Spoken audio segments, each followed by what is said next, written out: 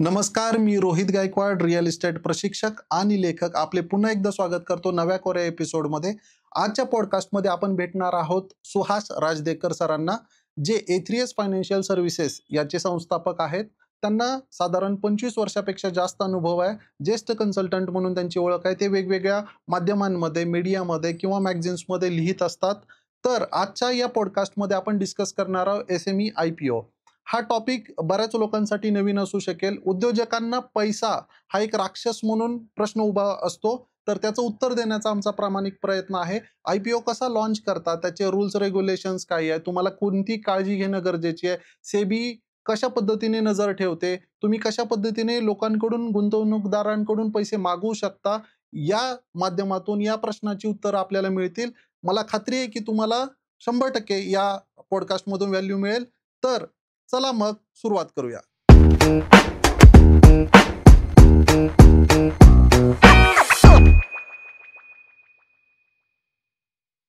Sir, पुन्हा एकदा आपले स्वागत. मला आपल्या जर्नीविषयी, आपण या क्षेत्रामध्ये कसे आलात, या प्रवासाबद्दल ऐकायला नक्की आवडेल. ओके. मी माझ्या करिअरची सुरुवात 1986 पासून केली, युनिट ट्रस्ट ऑफ इंडियापासून, UTI. त्याच्यानंतर me couple of other financial organisations वगैरे काम करून माझं शेवटचं जे असाइनमेंट होती ती होती SBI funds management private limited, म्हणजे ज्याला SBI म्युच्युअल फंड आपल्याला म्हणता येऊ शकतं.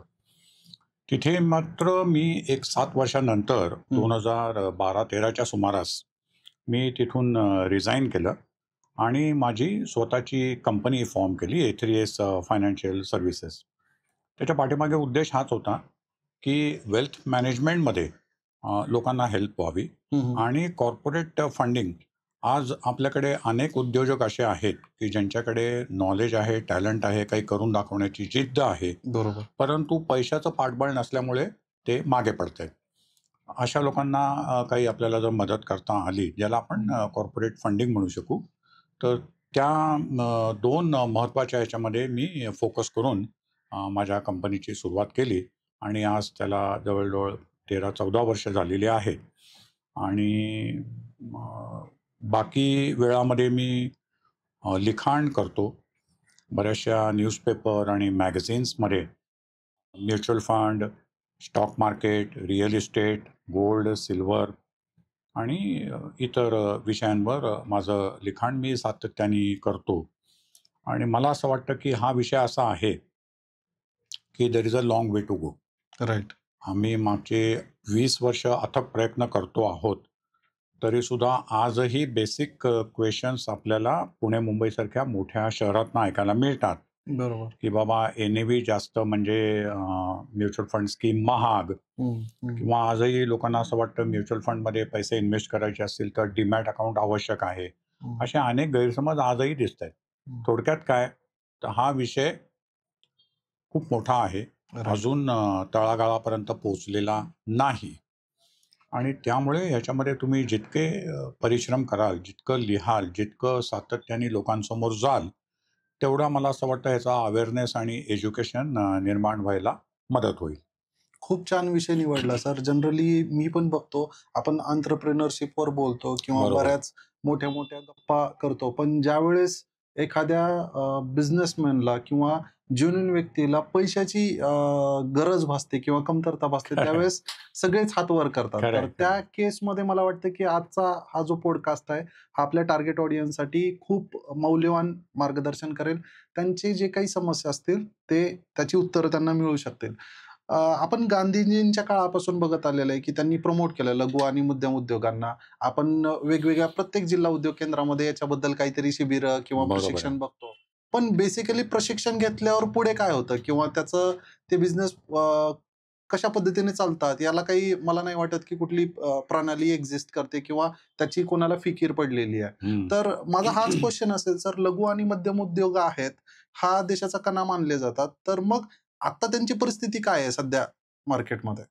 हे तुम्ही अगदी बरोबर म्हणालात की कुठल्याही देशाच्या अर्थव्यवस्थेचा कणा, महत्त्वाचा भाग म्हणून आज SME अर्थात लघु आणि मध्यम उद्योजकांकडे बघितलं जातं. बरोबर.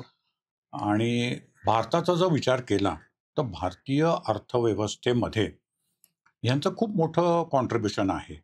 हं, म्हणजे आपण जर का विचार केला तर आपल्या टोटल GDPच्या जवळ-जवळ 35% हं, हं. हा SME कडनं येतो. बरोबर. जर का मॅन्युफॅक्चरिंग बघितलं, हं.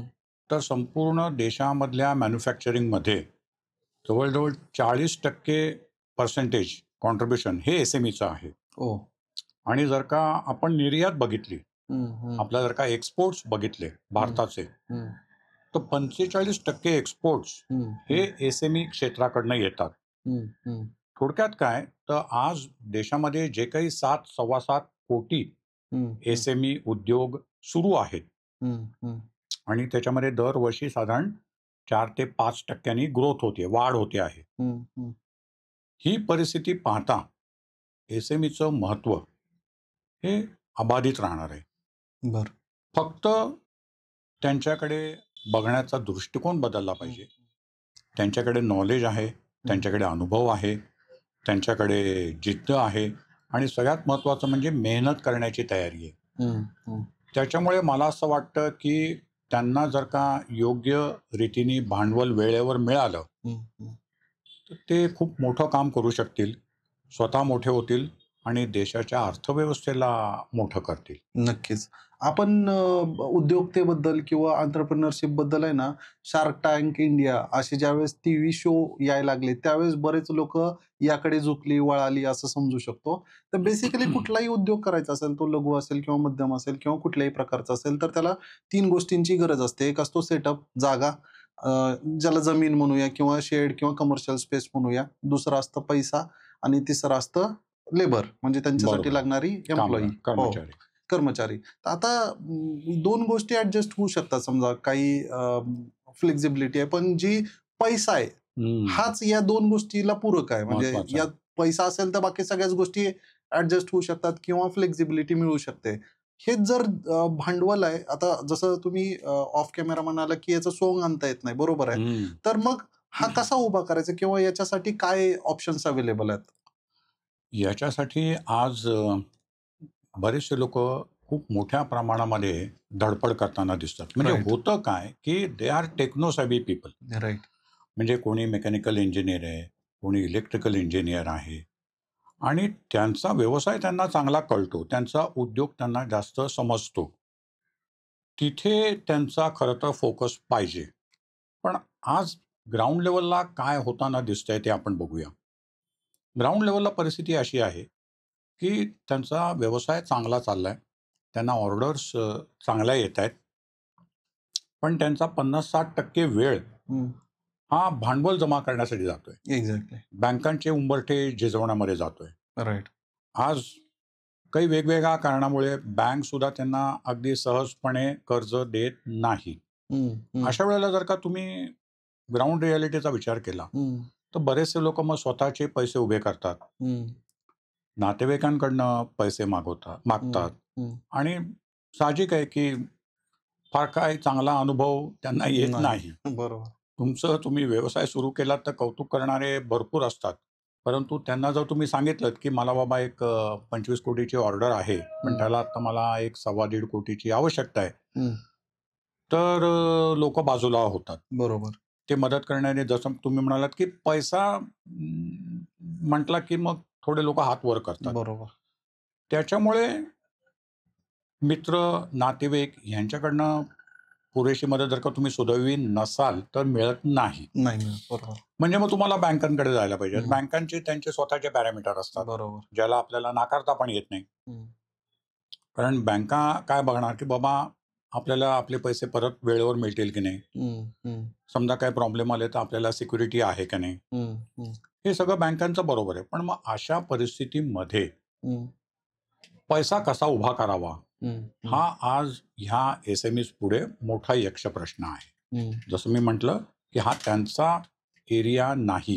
हं, हं, फायनान्स काय किंवा फंडिंग काय हा त्यांचा एरिया नाही. हं, त्याच्यामुळे आज ते तिथे मोठ्या प्रमाणामध्ये त्यांचा वेळ खर्च करताना दिसतायत. हं, ह्याला आपण अधिक एलिबरेट करायचं ठरवलं किंवा योग्य प्रकारे डिस्कस करायचं ठरवलं, हं, तर 2 पर्याय आहेत. बँकांकडे जा. बँकांना जर का तुम्ही प्रॉपर मॉर्गेज, हम्म. सिक्युरिटी आणि सगळं दिलं तर बँका थोडीफार मदत करतील. बरोबर. योजना नाही आहेत का SME साठी?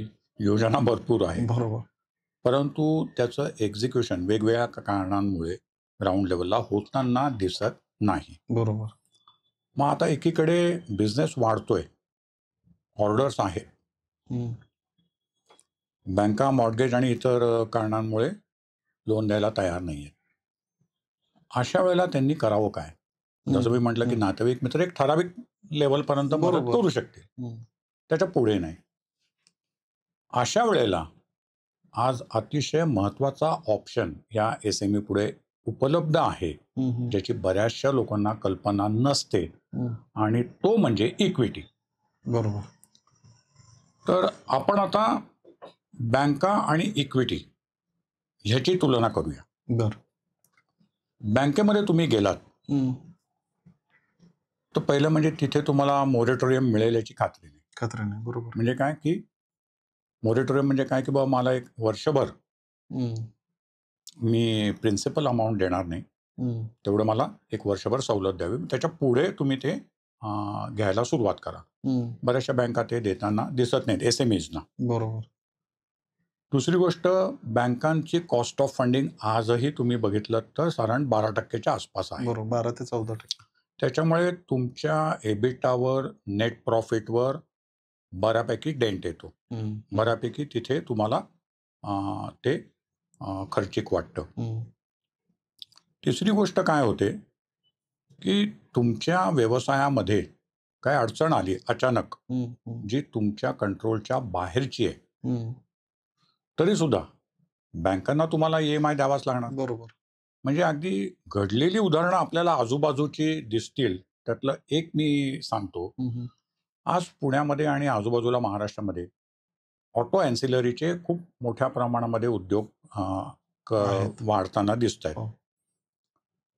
ह्याच्यामध्ये काय होतं, आता एखाद्या OEMने तुम्हाला सांगितलं, तुम्ही छोटे उद्योजक आहात, तुम्ही डोअर हँडल बनवताय, त्याने सांगितलं की बाबा आमच्याकडे खूप मोठी ऑर्डर येणार आहे, आम्ही तुम्हाला खूप मोठी ऑर्डर देऊ शकतो, कंपनीचं नाव नको घेऊया याच्यामध्ये, पण आम्हाला टेक्नॉलॉजिकली ॲडव्हान्स प्रोडक्शन पाहिजे. फॉर एक्झाम्पल, आम्हाला रोबोटिक जर काही असेल तर आम्ही त्याला प्रेफरन्स देऊ. ओके. मग ऑर्डर तुमच्याकडेच देऊ आम्ही, कारण तुमचे इतके वर्षाचे संबंध आहेत, आम्हाला माहिती आहे की तुम्ही एफिशियंट आहात, तुमचं काम चांगलं आहे वगैरे वगैरे. मग अशा वेळेला तुम्ही काय विचार करता की अरे ठीक आहे, आपण 2 रोबोट आणून, आपल्याला टेक्नॉलॉजी ती माहिती आहे, आपण जर ती आपल्या कंपनीमध्ये सुरुवात केली तर आपल्याला ती मोठी ऑर्डर देणार आहे. म्हणून तुम्ही फाईट मारून 3-3.25 कोटी खर्च करून 2-3 रोबोट आणून बसवता. 6 महिन्यानंतर ती OEM तुम्हाला सांगते की अहो साहेब, आमचे प्लान्स थोडे चेंज झाले, आता आम्ही त्याच्याकडे फोकस नाही आहे आमचा, आता आमचा दुसरा फोकस आहे. म्हणून ते लोक मोकळे होतात, पण तुम्ही अडकलात. बरोबर. आता ह्या 3-3.25 कोटीसाठी तुम्ही बँकेकडनं कर्ज घेतलंय, बँकेला तुम्ही ही परिस्थिती सांगू शकत नाही. बँक म्हणणार साहेब तो तुमचा प्रॉब्लेम आहे, आम्हाला आमचा EMI वेळेवर आला पाहिजे. अशा सगळ्या विविध अडचणींमध्ये ही लोक सापडलेली दिसतात. त्याच्यामुळेच बँक हा ऑप्शन थोडासा रिस्की आहे, कठीण आहे. मग आता आपण आजच्या महत्वाच्या विषयाकडे येऊ. मग त्यांनी काय करायला पाहिजे? अशा वेळेला त्यांनी इक्विटीचा विचार करणं हे अतिशय आवश्यक आहे. मग आता थोडं इक्विटी म्हणजे काय 2 मिनिटात समजून घेऊया. आज आपण वेगवेगळ्या कंपन्यांचे IPO म्हणजे इनिशियल पब्लिक ऑफर आलेली पाहतो. बरोबर. ते लोक काय करतात की साहेब, आम्हाला रिलेटिव्ह फ्रेंड्स आणि बँकांकडनं पैसे कमी मिळतात, म्हणून आम्ही जनतेकडे आलोय, आम्ही लोकांकडनं पैसे मागतो आहोत, कारण आम्हाला आमच्या कंपनीविषयी खात्री आहे, तुम्ही आमच्या कंपनीमध्ये इन्व्हेस्टमेंट करा. मग IPO येतो, शेअर्स असतात, ते रिटेल, HNI, कॉर्पोरेट सगळे त्याला अप्लाय करू शकतात. अशा प्रकारे तुम्ही लोकांकडनं पैसे घेता आणि तुमची कंपनी मोठी करता. हा जो काही उपाय आहे, हा लघु आणि मध्यमसाठी गेली 5-6 वर्ष अधिकाधिक आकर्षक बनत चाललाय. ओके. कारण काय? आपल्या देशाने सेबीच्या आधिपत्याखाली BSE आणि NSE, बॉम्बे स्टॉक एक्सचेंज आणि नॅशनल स्टॉक एक्सचेंज यांनी एक सेपरेट प्लॅटफॉर्म लघु आणि मध्यम उद्योजकांसाठी तयार केलाय. ओके. तिथे त्या प्लॅटफॉर्मवर छोटे व्यावसायिक अगदी 3 कोटीपासून ते 10 कोटीपासून 50 कोटीपर्यंत पैसे उभे करू शकतात थ्रू SME IPO. ओके. इथे जर का तुम्ही वळलात आणि हा विषय जर समजून घेतलात तर तुम्हाला तुमचा बिझनेस वाढवण्यासाठी, एक्सपांड करण्यासाठी पुरेसा वेळ मिळतो. तुम्हाला बँकेचं लोन पुढच्या महिन्यापासून जसं हप्ता सुरू होतो तसं इथे होत नाही. दुसरी गोष्ट, तुम्हाला इंटरेस्ट कॉस्ट जी बँकेला द्यावी लागते ती तुम्हाला इथे द्यावी लागत नाही. त्याच्यामुळे तुमच्या नेट प्रॉफिटवर त्याचा परिणाम होत नाही. तिसरी गोष्ट, तुम्ही एक लिस्टेड कंपनी म्हणून लोकांसमोर येता आणि हा सगळ्यात मोठा ऍडव्हान्टेज आहे. बरोबर. आज तुमची व्हिजिबिलिटी वाढते, तुमचा ब्रँड निर्माण होतो, तुमच्याकडे ऑर्डरचा फ्लो वाढतो. अख्ख्या देशाला आणि अख्ख्या जगाला कळतं की अशी एखादी कंपनी आहे पुणे, कोल्हापूर, नाशिक, औरंगाबादमध्ये की जी डोअर हँडल बनवतेय, पेंट करतेय किंवा इतर काही बनवते आहे किंवा सर्व्हिसमध्ये आहे. तुमच्या सेवा एक्सपर्टिझम संपूर्ण जगामध्ये ऑटोमॅटिकली जातं. ओके. तुमची कंपनी लिस्टेड आहे म्हटल्यावर कंपनीविषयी खात्री आणि कॉन्फिडन्स निर्माण होतो, ट्रस्ट निर्माण होतो. सगळ्यात शेवटचा महत्वाचा फायदा असा होतो याच्यामध्ये की आज एम्प्लॉई लॉयल्टी म्हणजे कर्मचारी टिकवून ठेवणं हा प्रत्येकापुढे मोठा एक प्रश्न आहे. खूप मोठा. रिटेन्शन आणि लॉयल्टी. इथे तुम्हाला एक फायदा असा मिळतो की इथे तुम्ही ESOP देऊ शकता तुमच्या एम्प्लॉईजना, ज्याने ते तुमच्याबरोबर दीर्घकाळ राहण्याची शक्यता वाढते. हे सगळे फायदे जर का बघितले तर आज प्रत्येक SME युनिटनी ह्याच्याकडे केअरफुली, गंभीरपणे बघण्याची गरज आहे आणि त्याचा फायदा घेण्याची गरज आहे. आज होतंय काय की देशामध्ये जे काही एका वर्षामध्ये 200, 250, 250 IPOs येतात, SME IPO. Main board IPO हा वेगळा प्लॅटफॉर्म आहे, SME IPO हा वेगळा प्लॅटफॉर्म आहे. आपण आता SME IPO विषयी बोलतोय. SME IPO जे येतात देशामध्ये त्याच्यामध्ये जर का तुम्ही पर्सेंटेज वाईज बघितलं तर नॉर्थ आणि साऊथ हे मोठ्या प्रमाणामध्ये पैसे घेऊन जात आहेत. ओके. वेस्ट आणि ईस्ट हे थोडे मागे पडलेले दिसतात. त्यातल्या त्यात महाराष्ट्र ओके हा खूपच मागे पडलेला दिसतो. हे खूप मला असं वाटतं निराशाजनक आहे. ते बदलण्याची आवश्यकता आहे. 200 IPO जर का एका वर्षामध्ये आले तर कमीत कमी माझ्या मते 25, 30, 50 IPO हे महाराष्ट्रामधनं असले पाहिजेत. बरोबर. तर ह्या SME इंडस्ट्रीला मोठा फायदा होईल आणि ऑफकोर्स इनडायरेक्टली, डायरेक्टली देशाची अर्थव्यवस्था पण सुधारेल. बरोबर. Sir, Wait. If you are investor or industrialist looking for clear title agriculture or industrial plot across Pune, Mumbai and Konkan region, then do contact us for verified, legally clear land parcels.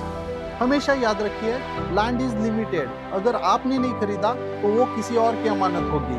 अगर आपको अपनी land बेचनी है या खरीदनी है तो description box end comment में लिंक दी है, उस पर क्लिक कीजिए, फॉर्म सबमिट कीजिए, हमारी टीम आपको कॉन्टॅक्ट करेगी. Thank you. आपण खूप चांगली माहिती दिली. आता एका दृष्टीने हे बरोबर आहे, पण दुसऱ्या दृष्टीने जी लोक IPO परचेस करणार आहेत किंवा त्याच्यामध्ये गुंतवणूकदार म्हणून एंट्री करणार आहेत, तर ही जी लोक आहेत यांचे अनुभव फारसे तसे चांगले नाही आहेत, म्हणजे in terms of returns, in terms of growth. तर त्याबद्दल तुमचं काय मत आहे? हे बरोबर आहे, तुम्ही म्हणता त्याच्यामध्ये तथ्य आहे, नाही असं नाही. पण कुठलंही क्षेत्र म्हटलं की 2-4%, 5% चुकीची लोक त्याच्यामध्ये असणार. त्याच्यासाठी हं. तुम्ही कंप्लीट तो विभाग हं. काळ्या रंगाने रंगवू शकत नाही. बरोबर, बरोबर. आता काही उदाहरणं अशी घडली, हं. की अशा कंपन्या बाजारात आल्या हं. आणि पैसे घेऊन गेल्या, की ज्यांचं ऑफिसच नाही हं. किंवा त्यांच्याकडे 2-3च एम्प्लॉई आहेत एम्प्लॉयी. हो. किंवा काही मशिनरी पण नव्हती. हं, हं. त्याच्यामुळे हे पूर्वी होत होतं. हं. मी नाकारत नाही. पण मागच्या 2-3 वर्षापासून किंवा किंबहुना मागच्या 6 महिन्याचं जर का घडामोडी बघितल्या, हं, हं. तर सेबीनी आता नियम अतिशय काटेकोर आणि कठीण केलेले आहेत. हं, हं. चुकीच्या कंपन्या बाजारात येण्याची शक्यता मोठ्या प्रमाणात कमी झाली आहे. हं, हं. दुसरी गोष्ट, आपण आता रिटर्न्सकडे वळू. हं. लघु उद्योजकांचं जे व्हॅल्युएशन आहे, त्याची जर तुलना आपण मोठ्या कंपन्यांशी केली, हं, हं. तर मी म्हणेन की छोट्या कंपन्यांमध्ये ग्रोथ हं. ही तुम्हाला खूप मोठी झालेली दिसून येईल. हं. अगदी एक उदाहरण घेऊ. आज रिलायन्स इंडस्ट्रीचं मार्केट कॅपिटलायझेशन साधारण 20 लाख कोटी आहे. बरोबर. तुम्हाला काय वाटतं, 20 लाख कोटीवरनं ते 80, 90, 100 लाख कोटी जायला बऱ्यापैकी कालावधी लागेल. खूप. खूप मोठी मेहनत लागेल. हो. पण ज्याचा टर्नओव्हर 100 कोटी आहे, हं. तो साहेब 2-2.5 वर्षामध्ये 500 कोटी होऊ शकतो का? सहज होऊ शकतो. सहज होऊ शकतो. हो. तुम्ही जर का बघितलं, मागच्या 3 वर्षामध्ये जे एसएमई आयपीओ आले, जेन्युइन कंपन्या, हं, हं. चुकीच्या कंपन्या आपण बाजूला ठेवू. त्या कंपन्यांनी 1000, 1500% हं. परतावा दिलेला आहे शेअरनी त्यांच्या. ओके. पुण्यातलंच एक्झाम्पल जर घ्यायचं म्हटलं, महाराष्ट्रामध्ये सुपरिचित नाव म्हणजे पी.एन. गाडगीळ, पीएनजी. बरोबर. 2.5-3 वर्षापूर्वी त्यांनी पीएनजी अँड सन्स म्हणतोय मी, कारण त्यांचे 4 बरोबर. ग्रुप. पीएनजी हो. अँड सन्सनी त्यांचा गार्गी फॅशन्स म्हणून एक सिल्वर रिलेटेड एक आयपीओ, एसएमई आयपीओ बाजारामध्ये आणला होता. हं. साधारण 2.5-3 वर्ष झाली असतील. हं. ₹30 शेअर होता. हं. आज त्याची किंमत 800च्या वर आहे. हं. तो मला वाटतं 1500 पर्यंत हाय गेला होता. हं. रिटर्न्स तुम्हाला एसएमई आयपीओ अतिशय मोठ्या प्रमाणामध्ये मिळवून देतात.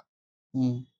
फक्त तुम्ही त्याच्याकडे केअरफुली त्याचा स्टडी केला पाहिजे. हं. येणारी प्रत्येक कंपनी तुम्हाला 1000% रिटर्न मिळवून देईल का? Answer is no. हं. हं. तुम्ही आता आपण मागचं जाऊ दे. हं. 2025 मध्ये जी लोक बाजारात आली, जे एसएमई आयपीओ बाजारात आले, हं. त्यातली 2-3 उदाहरणं बघू आपण. ओके.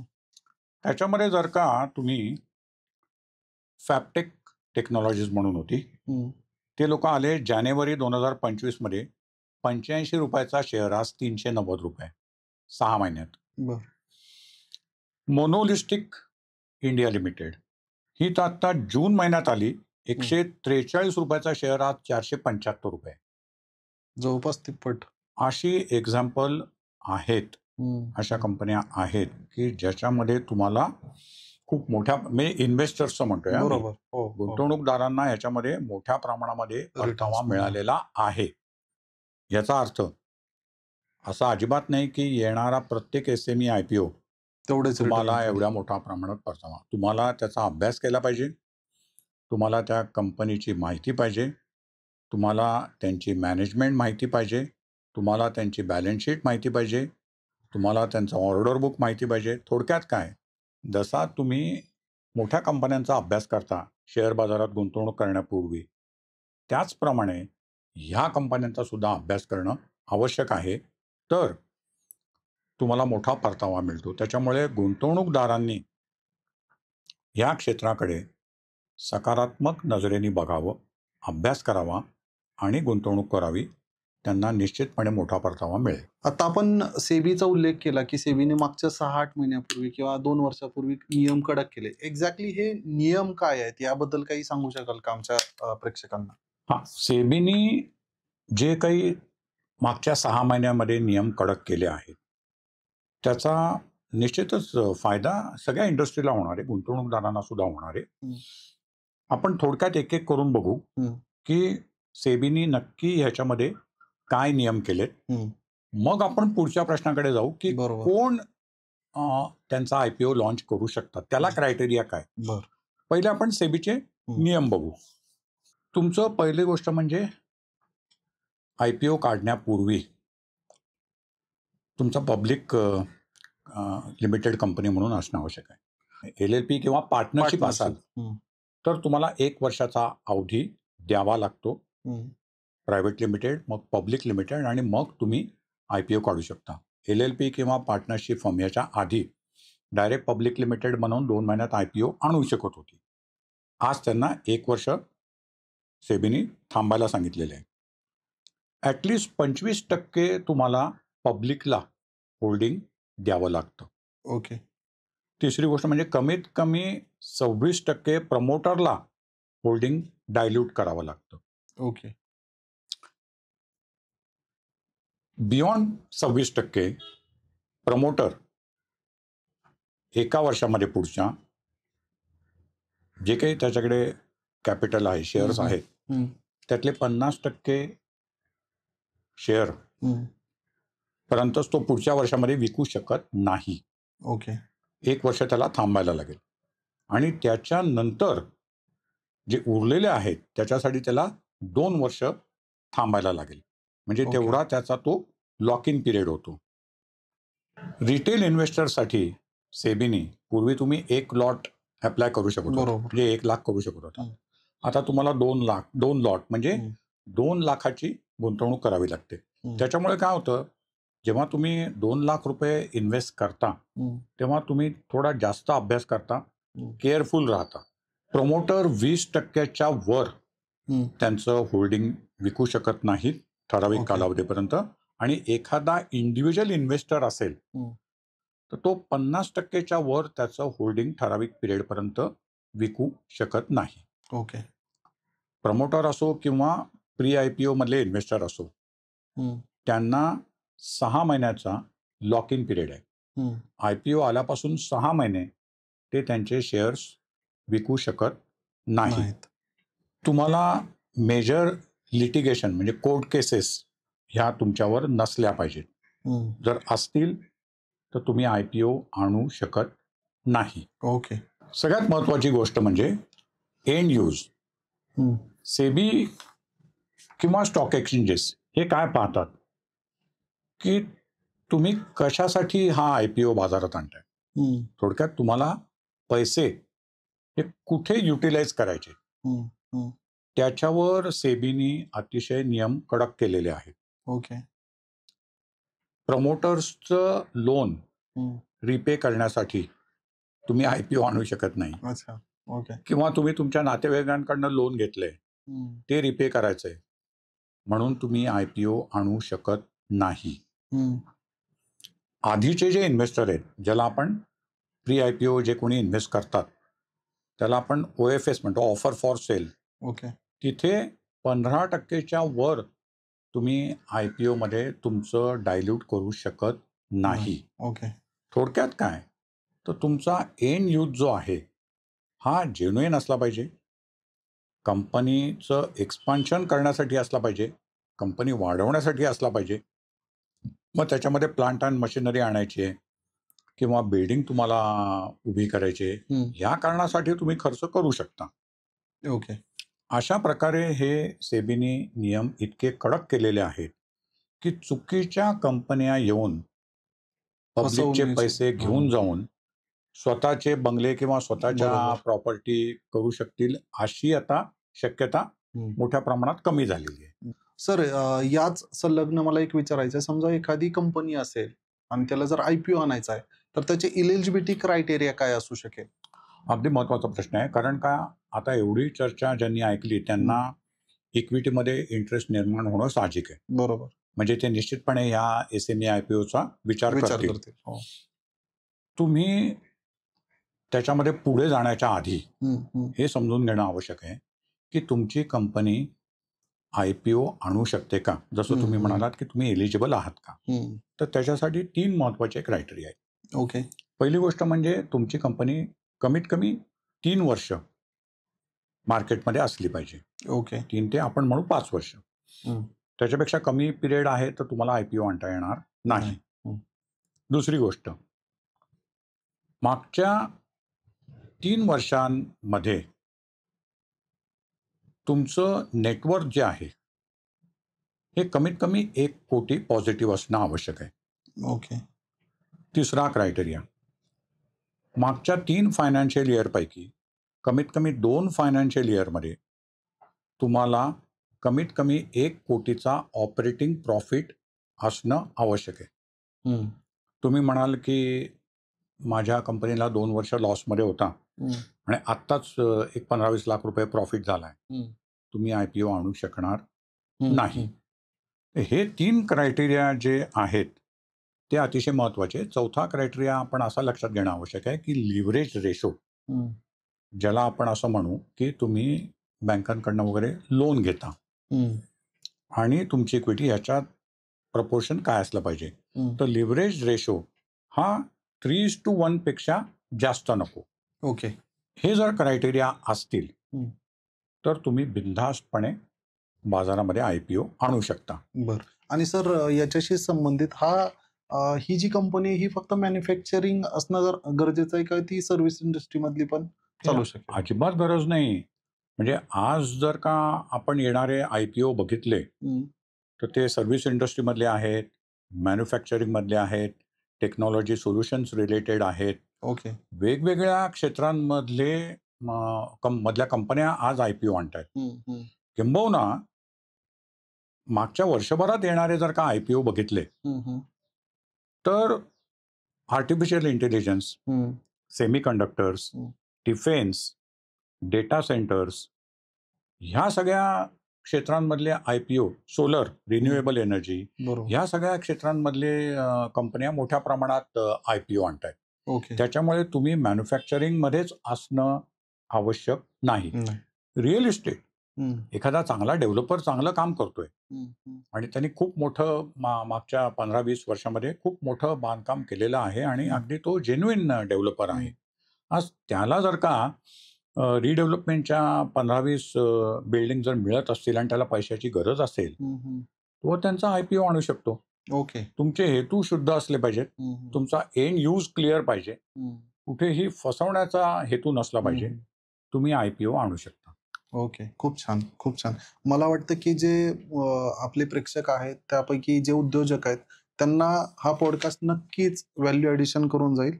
सर आता याच रिलेटेड माझा क्वेश्चन आहे की बाबा त्यांनी काय केलं पाहिजे? म्हणजे पहिली स्टेज किंवा कोणाकडे जायचं आहे? जसं आपल्याला माहिती आहे की बँक लोन पाहिजे तर मला बँकेच्या कुठल्यातरी एका ब्रांचमध्ये जाऊन लोन डिपार्टमेंटला बरोबर. भेटायचं असतं. तर तसं SME IPO किंवा याची काही ऑफिसेस वगैरे असतात का? किंवा हे नेमकं कोण हँडल करतं आणि याची स्टेप बाय स्टेप प्रोसेस काय असते? परफेक्ट. हा आता तुमचा प्रश्न अगदी योग्य, कारण का तर आता आपण प्रॅक्टिकलकडे येतोय. बरोबर. म्हणजे थिअरी पार्ट संपला हं. हं. की बाबा मला आता लक्षात आलं हं. की बँकेकडे काही लिमिटेशन असतात. तर आपण आता इक्विटीचा विचार केला पाहिजे. नक्की. हे जर का तुमच्या डोक्यात बसलं असेल, जर का तुम्हाला समजलं असेल, जर तुम्ही कन्व्हिन्स झाला असाल, हं. हं. तर तुम्ही नक्की कुठे जायला पाहिजे. हं.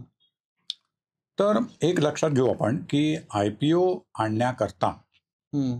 मर्चंट बँकर्सची आवश्यकता असते ओके. आणि मर्चंट बँकर्सना सेबी लायसन्स देते हं. आणि सेबी लायसन्स मर्चंट बँकर्सच हे IPO बाजारात आणू शकतात. ओके. पण सगळ्यात पहिलं तुम्ही कुठे जायला पाहिजे? हं. हं. तर सगळ्यात पहिलं तुम्ही अशा व्यक्तीकडे किंवा कंपनीकडे जायला पाहिजे, हं. त्यांना ह्या क्षेत्राची संपूर्ण माहिती आहे, अनुभव आहे. अनुभव आहे, हं. त्यांचे 10-15 मर्चंट बँकर्सशी कॉन्टॅक्ट्स आहेत, हं. नेटवर्किंग आहे. हं. अशा व्यक्तीकडे जाऊन हं. तुम्ही त्यांचा सल्ला घेणं आवश्यक राहील की हं. पहिली गोष्ट म्हणजे माझी कंपनी IPO आणायला एलिजिबल आहे का? हं. मग ते तुम्हाला तुमची कंपनी स्टडी करून सांगतील की येस, तुम्ही तुमचा IPO आणू शकता. हं. दुसरी गोष्ट हं. की साधारण मग तुमचं व्हॅल्युएशन काय असलं पाहिजे. हं. हे जे कोणी ॲडवायझर आहेत हं. हे त्याच्यामध्ये तुम्हाला मदत करतील की तुम्ही काय व्हॅल्युएशन तुमचं होऊ शकतं आणि किती रुपयांचा IPO तुम्ही आणू शकता. हं. मग तिसरी गोष्ट म्हणजे मर्चंट बँकरचं सिलेक्शन. हं. आज जे काही 15, 20, 25, 50 मर्चंट बँकर आहेत त्यातला तुमच्या कंपनीसाठी सगळ्यात योग्य मर्चंट बँकर कुठला, बरोबर. हे ती व्यक्ती तुम्हाला गाईड करू शकते. थोडक्यात जर सांगायचं झालं, तुम्ही समजा म्युच्युअल फंडमध्ये इन्व्हेस्टमेंट करताय. आज 46, 47, 48 म्युच्युअल फंड्स भारतामध्ये कार्य करतायत. बरोबर. तुम्ही कुठल्या म्युच्युअल फंडकडे जावं ह्याच्यामध्ये तुमचा गोंधळ झालेला असतो. नक्कीच. मग तुम्ही काय करता? तुम्ही एखाद्या म्युच्युअल फंड डिस्ट्रीब्युटरकडे जाता किंवा बरोबर. म्युच्युअल फंड ॲडवायझरकडे जाता. तो तुमची प्रोफाईल तपासून तुम्हाला सांगतो की बाबा अमुक अमुक म्युच्युअल फंडची अमुक अमुक स्कीम तुमच्यासाठी योग्य आहे. त्याचप्रमाणे तुम्ही डायरेक्ट मर्चंट बँकरकडे न जाता सुरुवातीला ह्या ॲडवायझरकडे गेलात तर तो तुम्हाला योग्य रीतीने डायरेक्शन देतो. किंवा आपण अजून एक उदाहरण घेऊ. तुमच्या बिल्डिंगला 35-40 वर्ष झाली आणि तुम्हाला रिडेव्हलप करायची बिल्डिंग. तुम्ही तिकडे 100 बिल्डर आहेत बाहेर. बरोबर. नक्की तुम्ही कोणाकडे जाणार? प्रत्येक डेव्हलपर म्हणेल की मी तुम्हाला चांगला प्रपोजल देतो. बरोबर. जसं प्रत्येक म्युच्युअल फंड म्हणेल की माझी स्कीम सगळ्यात चांगली आहे. तसंच प्रत्येक मर्चंट बँकर IPO साठी म्हणेल की मीच सगळ्यात चांगला मर्चंट बँकर आहे. खरं. म्हणून एक अशी व्यक्ती तुम्हाला आवश्यक आहे किंवा अशी कंपनी आवश्यक आहे की ह्या सगळ्याचा अभ्यास करून ती तुमच्यासाठी योग्य मर्चंट बँकर सिलेक्ट करेल. म्हणजे थोडक्यात हँडहोल्डिंग तुमचं करून तुम्हाला योग्य दिशेने नेऊन एक 6 महिने, 8 महिने, वर्षभरात तुमचा IPO येईपर्यंत तुमच्या बरोबर राहील आणि तुम्हाला गाईड करत राहील. बरोबर. जेणेकरून तुम्ही कुठेही अडचणीत येणार नाही. तुम्हाला कुठलेही मर्चंट बँकर अनावश्यक चार्जेस लावणार नाहीत आणि तुम्ही नक्की काय करणार आहात किंवा त्याच्यामध्ये जोखीम काय आहे याची संपूर्ण कल्पना देऊन तुम्हाला ते प्रिपेअर करतील. ओके. अशा व्यक्तीकडे जाणं आवश्यक आहे. यालाच पकडून माझा पुढचा प्रश्न आहे की आता तुम्ही जोखीम बद्दल उल्लेख केला. रिस्क असते का आणि असेल तर ती काय असते? अतिशय महत्वाचा प्रश्न. आज जर का आपण बघितलं तर बऱ्याचशा कंपन्या ह्या पटकन इक्विटीला तयार होत नाहीत. पर्टिक्युलरली महाराष्ट्रामधल्या. का? तर आपण खरोखर कन्झर्वेटिव्ह, साधे आणि सज्जन लोक आहोत. आपण पहिला विचार हा करतो की बाबा ठीक आहे, मला आज इक्विटीमध्ये गेलं तर 25, 50, 100 कोटी लोक देतील, पण माझी जबाबदारी वाढेल किंवा मला त्याच्यामध्ये काही जोखीम आहे का? तर एक तुम्ही लक्षात घ्या की तुमचा कंप्लायन्सेस हे मोठ्या प्रमाणावर वाढतात. तरी सुद्धा सरकारने काय केलंय की SMEना फक्त 6 महिन्यातनं एकदा रिपोर्टिंग करावं लागतं. ओके. जसं मेन बोर्डला दर 3 महिन्यांनी रिपोर्टिंग आहे, तसं SMEला 3 महिन्याच्या ऐवजी त्यांनी 6 महिने ठेवले. पण कंपनीची जबाबदारी मोठ्या प्रमाणात वाढते. तुम्हाला कंप्लायन्सेस योग्य वेळी द्यावे लागतात. तुम्हाला CFO नेमावा लागतो. तुम्हाला कंपनी सेक्रेटरी नेमावा लागतो. तुम्हाला चांगला ऑडिटर नेमून तुमचे अकाउंट्स वेळच्या वेळी ऑडिट करून ते स्टॉक एक्सचेंजला सबमिट करावे लागतात. प्रत्येक गोष्ट ही जी तुम्ही करताय कंपनीमध्ये ह्याच्यावर स्टॉक एक्सचेंज आणि सेबी यांची नजर असते. ओके. त्याच्यामुळेच मी असं म्हणेन की जर का तुम्ही जेन्युइन आहात, तुमचे हेतू शुद्ध आहेत, तुमचा एंड यूज क्लिअर आहे, तुम्ही घाबरण्याचं अजिबात कारण नाही. चुकीच्या लोकांनी मात्र निश्चितपणे घाबरण्याचं कारण आहे. पण मी जर का माझा उद्योग वाढवण्यासाठी हे पैसे उभे करतोय, मला काही माझी बंगले घ्यायचे नाही आहेत ह्या पैशातनं, हे जर का क्लिअर असेल, निश्चितपणे पुढे जा. बर. आता आपण मागे बोलताना म्हटलं की सेबीनं नियम कडक केलेत. त्यामागं काही बॅकग्राऊंड असेल ना, म्हणजे काहीतरी हिस्ट्री असेल ज्याच्यामुळे हे सेबी टाइम टू टाइमली त्याच्यामध्ये चेंजेस करताय किंवा ते अधिक कडक स्ट्रिक्ट करताय. असे काही प्रिव्हियस एक्झाम्पल्स किंवा केस स्टडीज आहेत का आपल्याकडे ज्याच्यामुळे लोकांनी किंवा सेबीनी स्पेशली ही नियम स्ट्रिक्ट बनवली? नाही, नक्कीच आहेत. जसं मी म्हटलं की आज प्रत्येक प्रोफेशनमध्ये 1-2% लोक चुकीची निघू शकतात. निघतात. से फॉर एक्झाम्पल आपण हॉस्पिटल्स घेऊ, डॉक्टर्स, मेडिकल व्यवसाय घेऊ. 1-2% डॉक्टर असे निघू शकतात की जे तुम्हाला गरज नसताना एंजिओप्लास्टी करायला लावतात, राईट. गरज नसताना तुम्हाला एखादं ऑपरेशन करायला लावतात. बरोबर. याचा अर्थ असा आहे का की सगळे डॉक्टर आणि सगळे हॉस्पिटल हे चुकीचे आहेत? असा नाही. नाही. जसं तुम्ही म्हणालात, ह्याच्यामध्ये काही चुकीची लोक आली पण होती की ज्यांनी पैसे उभे केले आणि ते कंपनीसाठी खर्च न करता स्वतःच्या प्रॉपर्ट्या वाढवल्या. अगदी आता प्रकाशात आहे म्हणून आणि ते ऑलरेडी पब्लिक समोर आहे म्हणून मी कंपनीचा उल्लेख करून तुम्हाला त्या कंपनीचं उदाहरण देऊ शकतो. ती मेन बोर्डवरची कंपनी होती, ती म्हणजे जेन्सोल इंजिनिअरिंग. आता जेन्सोल इंजिनिअरिंगचं काय झालं, त्यांनी ज्याच्यासाठी पैसे उभे केले होते तिथे खर्च न करता त्यांनी ते त्यांच्या पर्सनल यूज करता वापरले. त्याच्यामुळे सेबीनी त्यांना नोटीस देऊन त्यांच्यावर इन्व्हेस्टिगेशन आणून आज त्या कंपनीचा शेअर जो 700-800 रुपये होता तो आज 100 रुपयाच्या खाली आलाय. अशा चुकीच्या कंपन्या आल्या आणि त्याच्यामुळेच सेबीनी नियम कडक केले. 4 वर्षापूर्वी प्रमोटरचं लोन किंवा नातेवाईकांकडनं घेतलेलं लोन रिपे करण्यासाठी तुम्ही IPOचे पैसे वापरू शकत होते, आज नाही. बरोबर. त्याच्यामुळे कसं झालं की कंपन्यांवर पण जबाबदारी आली. जर का कंपन्यांवर जबाबदारी आली, त्यांना तुम्ही अधिक सक्षम बनवलं तरच गुंतवणूकदार सुद्धा ह्या IPO मध्ये इन्व्हेस्टमेंट करतील. बरोबर. नाही तर गुंतवणूकदार सुद्धा याच्यापासून लांब राहतील. बरोबर. त्याच्यामुळे हे जे काही परसेप्शन निर्माण झालेलं होतं लोकांचं 3-4 वर्षापूर्वी आलेल्या चुकीच्या कंपन्यांमुळे की बाबा SME IPO मधले 50% कंपन्या तर सगळ्या चुकीच्या असतात, तिथं सगळे शेअर नंतर डब्यात जातात. हे परसेप्शन बदलण्यासाठीच सेबीनी हे नियम कडक केलेले आहेत, ज्यामुळे येणाऱ्या काळामध्ये तुम्ही बघाल की एक दिवस असा येईल लवकरच की SME IPO मध्ये म्युच्युअल फंड सुद्धा इन्व्हेस्टमेंट करतील. आज ते करत नाहीयेत. नॉट दॅट की त्या कंपन्या जेन्युइन नाहीत. जी लिक्विडिटी पाहिजे ती तिथे थोडी कमी आहे, म्हणून म्युच्युअल फंड तिथे येत नाहीयेत. पण आय एम शुअर की म्युच्युअल फंड आणि डोमेस्टिक इन्स्टिट्यूशन्स मोठमोठ्या SME IPO मध्ये येतील, त्याची लिक्विडिटी वाढेल आणि त्याचा छोट्या उद्योजकांना मोठ्या प्रमाणात फायदा होईल. सर, आता आपण उल्लेख केला की गुंतवणूकदार नक्की करतील. आता त्यांनी जर करायचं असेल कोणाला इन्व्हेस्ट, तर त्यांनी काय खबरदारी घेतली पाहिजे? म्हणजे तुम्ही गुंतवणूकदारांच्या दृष्टीने विचारता. रिटर्न्स किंवा आज गुंतवणूकदारांपुढे इन्व्हेस्टमेंटसाठी व्हेरियस ऑप्शन्स आहेत. बरोबर. म्हणजे तुम्ही बँक FD, पोस्ट ऑफिस आणि PPF पासून तुम्ही म्युच्युअल फंड्स आणि स्टॉक मार्केट पासून अगदी बिटकॉइन पर्यंत वेगवेगळे ऑप्शन्स आहेत.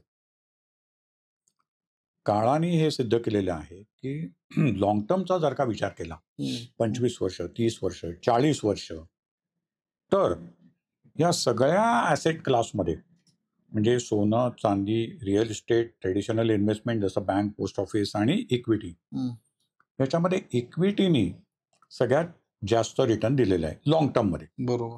हां, थोड्या काळामध्ये तुम्ही आता बघितलं मागच्या 3 वर्षामध्ये सोन्याने खूप जास्त परतावा दिला किंवा इव्हन रिअल इस्टेटनी बऱ्यापैकी परतावा दिलाय.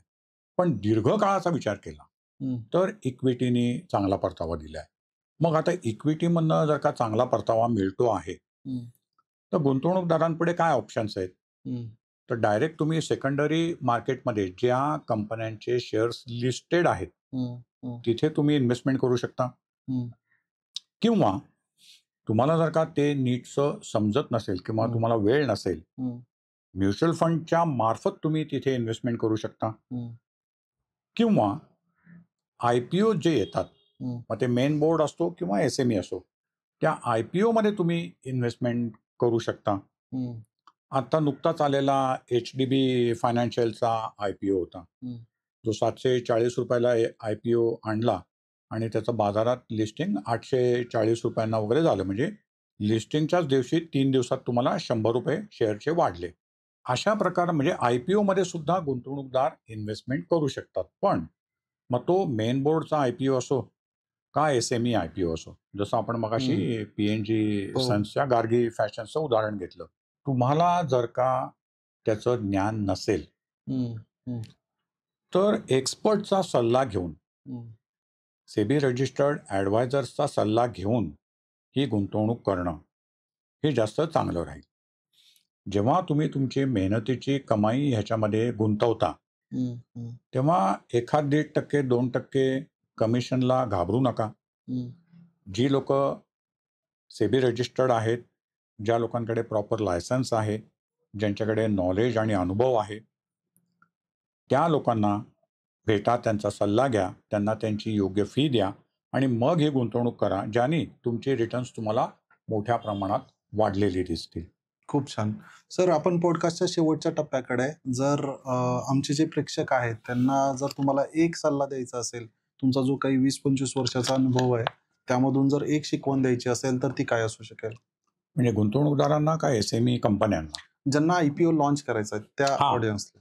ज्यांना IPO लॉन्च करायचा आहे त्यांना माझी ही विनंती राहील की कुठल्याही मर्चंट बँकरकडे जाण्यापूर्वी तुम्ही एखादी व्यक्ती अशी शोधा की जी तुम्हाला ह्याच्यामध्ये संपूर्ण मार्गदर्शन करू शकेल. ॲज अ मेंटॉर की तुम्ही मुळात एलिजिबल आहात का पासून ते कुठला मर्चंट बँकर अपॉइंट करायचा, वेगवेगळे कुठल्या प्रकारचे डॉक्युमेंट्स तुम्हाला लागू शकतात, तुमची जबाबदारी कुठे कुठे वाढते, कंप्लायन्स कसा कसा राहू शकतो, तुमच्या कंपनीचं काय व्हॅल्युएशन असलं पाहिजे, तुम्ही किती रुपयाचा IPO आणू शकता पासून ते कुठल्या काळामध्ये IPO लॉन्च करणं हे चांगलं राहील इथपर्यंत सगळ्या विभागांमध्ये अशी व्यक्ती तुम्ही शोधली पाहिजे की जी तुम्हाला गाईड करू शकेल, तुमचा हात धरून तुम्हाला योग्य दिशेने पुढे नेऊ शकेल,